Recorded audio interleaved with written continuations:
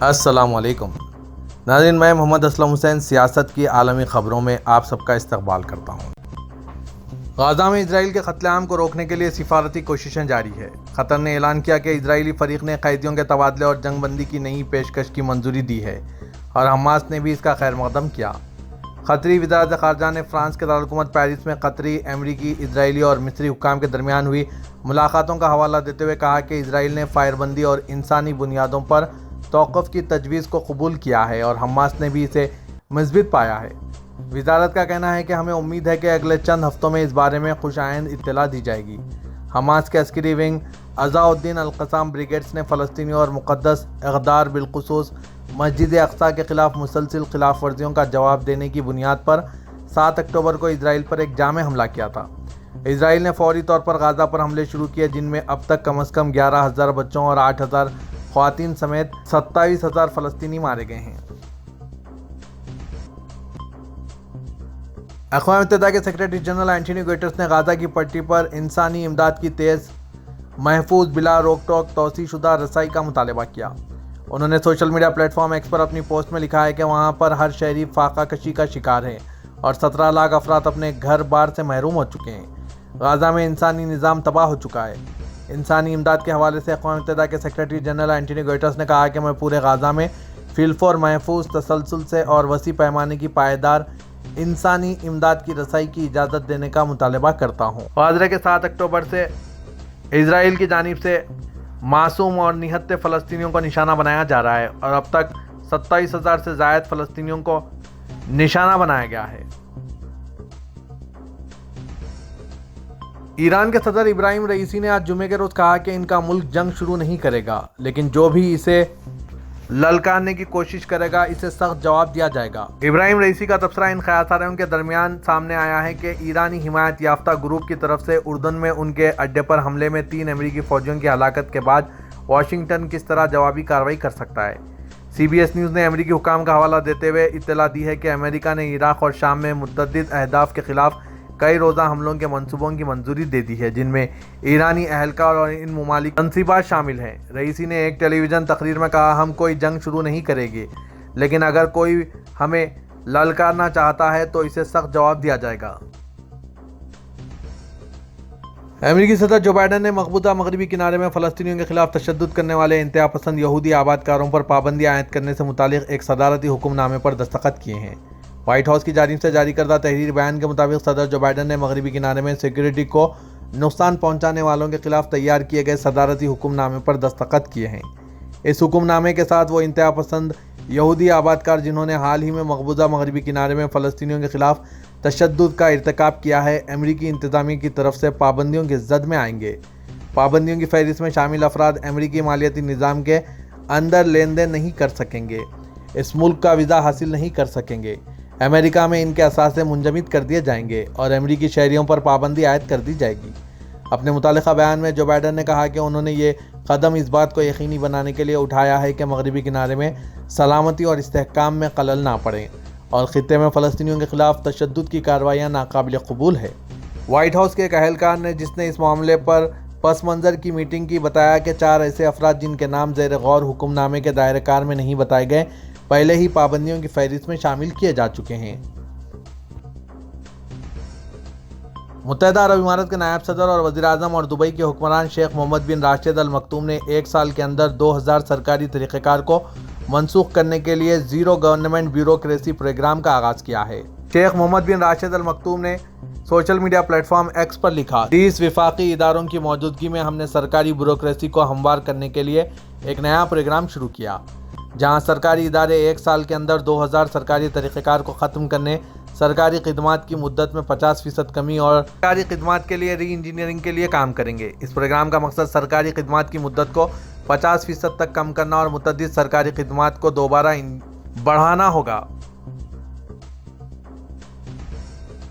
Kuwait के हुक्काम ने मुल्क में मुकीम तारिकीन वतन के लिए पार्ट टाइम वर्क परमिट जारी करना शुरू कर दिया है।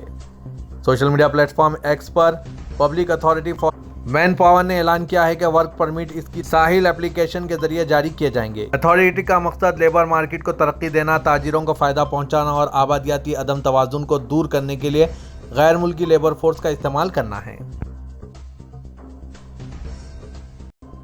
امریکہ میں تعینات سعودی عرب کی سفیر شہزادی ریما بنت بندر بن سلطان نے ملٹری اتاشی سلمان بن عواد الحربی کو میجر جنرل کے عہدے پر ترقی ملنے پر انہیں رینک اسٹار سے نوازا۔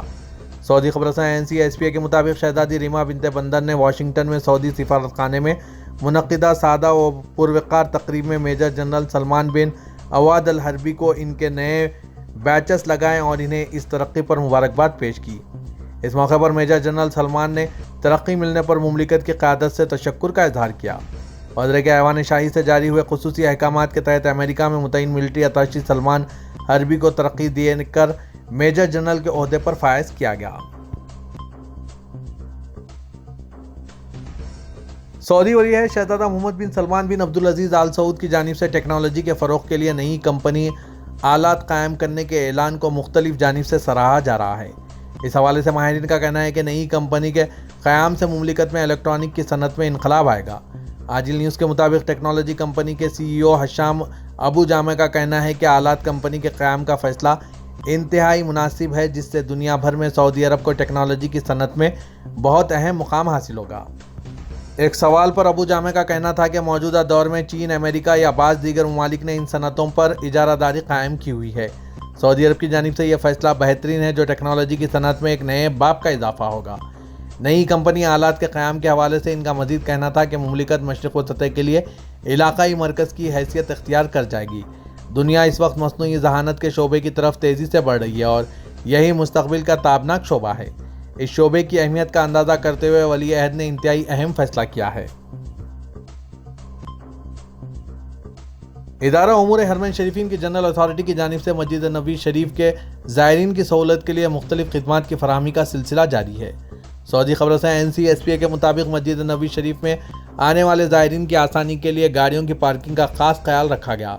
نماز جمعہ کی ادائیگی کے لیے پارکنگ کے تمام راستے کھولے گئے ہیں، جن کی تعداد 5 ہے۔ مسجد نبوی کی پارکنگ میں بیک وقت 4000 گاڑیاں پارک کرنے کی گنجائش رکھی گئی، جبکہ پارکنگ میں جانے کے لیے 5 راستے رکھے گئے تھے، جن میں شمالی، مغربی، جنوبی، مشرقی اور شاہراہ شاہ عبدالعزیز کا راستہ مخصوص تھا۔ کار پارکنگ کا مجموعی رقبہ 1,99,000 مربع میٹر پر مشتمل ہے۔ پارکنگ کے مقامات کو مختلف یونٹس میں تقسیم کیا گیا ہے، جن کی تعداد 24 ہے۔ بنگلہ دیش کے صدر محمد شہاب الدین نے ڈھاکہ کے صدارتی ہیڈ کوارٹر میں سعودی شورا کے سربراہ شیخ ڈاکٹر عبداللہ بن محمد آل شیخ کا خیر مقدم کیا۔ سرکاری خبر رساں NCSPA کے مطابق شورا کے صدر بنگلہ دیش کے سرکاری دورے پر ہیں۔ بنگلہ دیشی صدر نے سعودی مجلس شورا کے سربراہ اور ان کے وفد کا خیر مقدم کیا۔ ملاقات میں سعودی قیادت کی جانب سے حرمین شریفین کے زائرین کے حوالے سے خدمات کا ذکر کرتے ہوئے مسلم امہ اور عالمی سطح پر اہم ملک کی حیثیت سے سعودی عرب کے کردار کی تعریف کی۔ سعودی مجلس شورا کے صدر نے پرتپاک خیر مقدم اور مہمان نوازی پر صدر شہاب الدین کا شکریہ ادا کیا۔ سعودی ترکی رجب طیب اردوغان نے نائجیریا کے وزیر اعظم اور وزیر اقتصادیت و خزانہ علی محمد زین کو شرف ملاقات بخشا۔ صدر اردوغان کی دعوت پر ترکیہ کا سرکاری دورہ کرنے والے نائجیریا کے وزیر اعظم اور وزیر اقتصادیت کا صدارتی کمپلیکس میں صدر اردوغان نے خیر مقدم کیا۔ دونوں ممالک کے وفود کے تعارف کے بعد صدر اردوغان اور انہوں نے 1-to-1 ملاقات کی۔ صدر اردوغان اور وزیر اعظم زین نے ورکنگ ڈنر پر ملاقات کی، جبکہ اس موقع پر وزیر خزانہ حقان فیضان اور وزیر قومی دفاع یشار گولن نے بھی شرکت کی، تاہم اس ڈنر کی کوریج کی اجازت نہیں دی گئی تھی۔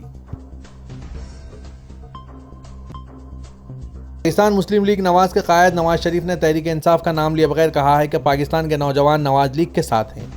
جمعے کو فیصل آباد میں جلسے سے خطاب کرتے ہوئے انہوں نے کہا کہ کہتے کہ یوتھ کسی اور کے ساتھ ہیں، یوتھ مسلم لیگ نواز کے ساتھ ہے، ممی ڈیڈی والی نہیں، اصل یوتھ، اصل پاکستانی یوتھ نواز لیگ کے ساتھ ہیں۔